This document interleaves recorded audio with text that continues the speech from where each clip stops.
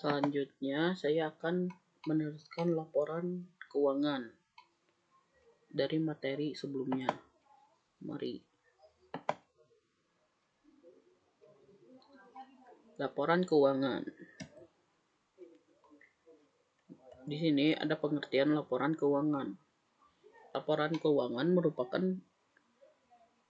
mengenai posisi, kemampuan, dan kinerja keuangan perusahaan serta informasi lainnya yang diperlukan oleh pemakai informasi akuntansi. Di sini ada fungsi laporan keuangan. Fungsi laporan keuangan ada beberapa, saya mengambil 2. Yang pertama, menyediakan informasi yang menyangkut posisi keuangan seperti aktiva, kewajiban, dan ekuitas.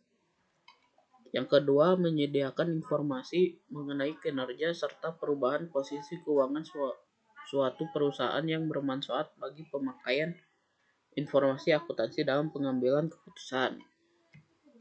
Selanjutnya ada laporan keuangan menurut PSAK.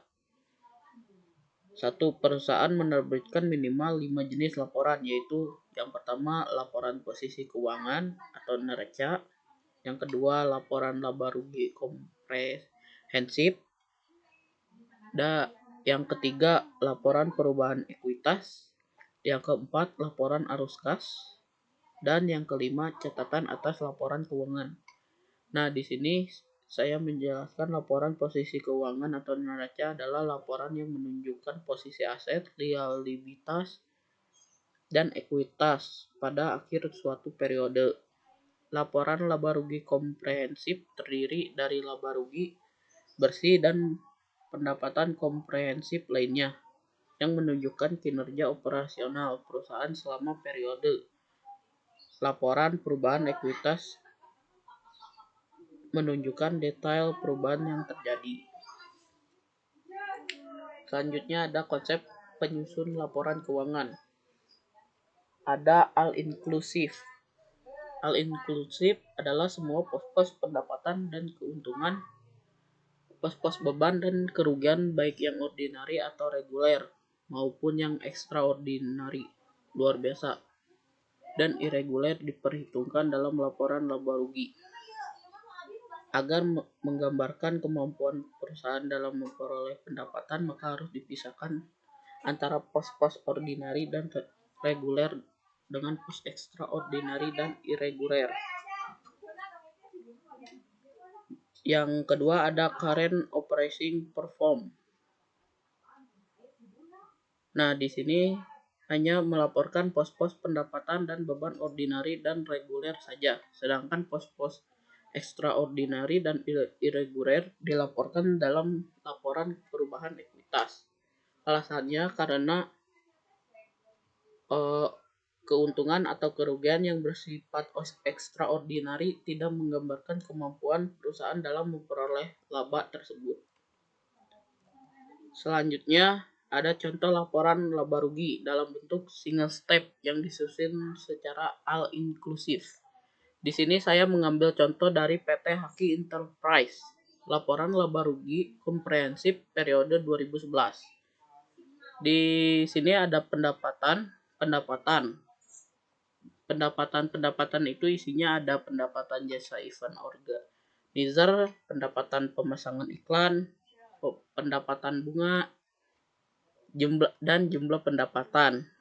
Nah, biasanya pendapatan ada di debit seperti ini, dan jumlah pendapatan pasti akan ada di kredit.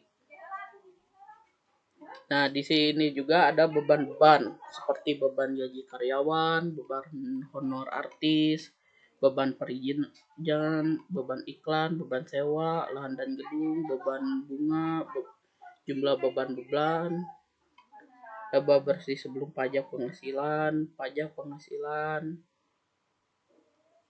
dan laba bersih setelah pajak penghasilan.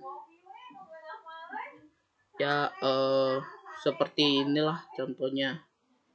Selanjutnya ada laporan perubahan ekuitas pada perusahaan terbatas. Ini contohnya seperti ini. Saya mengambil dari Contoh PT Makmur, laporan perubahan laba ditahan periode 2011. Laba ditahan per 31 Januari 2011 ada di kredit. Koreksi laba ditahan periode yang lalu di kredit juga. Laba ditahan per 1 Januari 2011 di kredit juga. Kurang lebih contohnya seperti inilah. Lanjut. Nah, di sini ada menutup akun nominal. Nah, biasanya jurnal penutupnya di akhir tahun ya. Di bulan Desember tanggal 31. Kurang lebih seperti ini.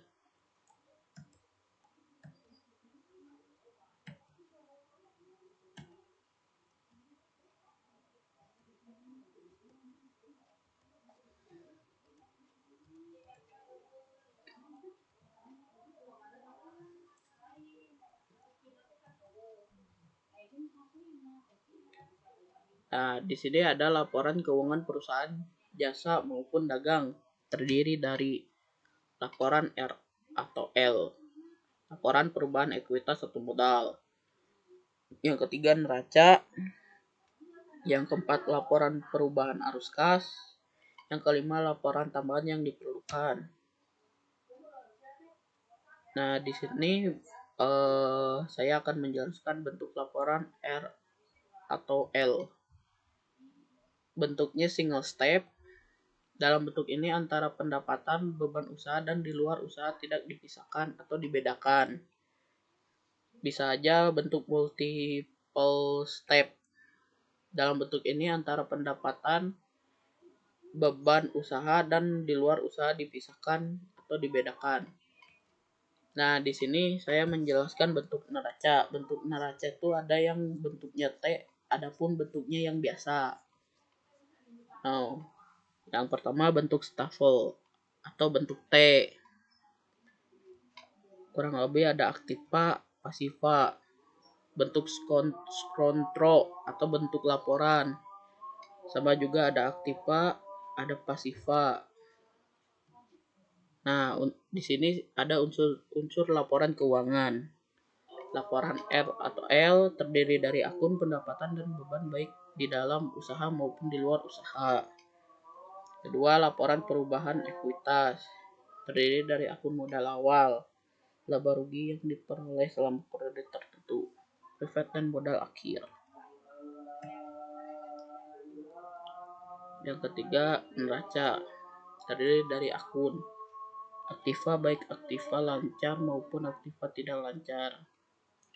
Kedua, hutang baik hutang jangka pendek maupun panjang. Yang ketiga ada modal. Modal di sini adalah modal pada akhir periode. Selanjutnya ada laporan arus kas. Sumber datanya dapat diperoleh dari perbandingan neraca selama 2 periode. Yang kedua, jurnal penerimaan kas maupun pengeluaran kas. Yang ketiga ada laporan keuangan. Di sini ada arti arus kas.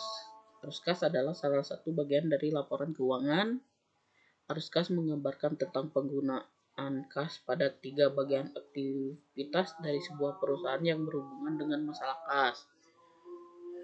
Yang ketiga, laporan arus kas adalah laporan keuangan yang sumbernya dari penggunaan kas. Yang keempat, dalam bentuk laporan arus kas terdiri atas 3 bagian, yaitu 1. Kas dari aktivitas operasi, 2. Kas dari aktivitas pendanaan, 3.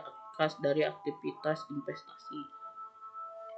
Kas dari aktivitas operasional pada bagian ini biasanya terdiri atas kegiatan utama perusahaan yang secara langsung mempengaruhi kas seperti penerimaan piutang, pembayaran utang, pembayaran gaji, karyawan, dan sebagainya. Yang kedua ada kas dari aktivitas investasi. Nah, kas dari aktivitas investasi ini untuk masalah KASD dari aktivitas investasi adalah hal yang berkaitan atas perolehan penjual aktiva tetap dan pembeli aktiva. Yang ketiga ada kas dari aktiva pendanaan. Di aktivitas pendanaan Untuk masalah kas dari aktiva pendanaan biasanya pada hal yang berkaitan dengan penambahan atau pengurangan modal. Sekian dari perusahaan bab tentang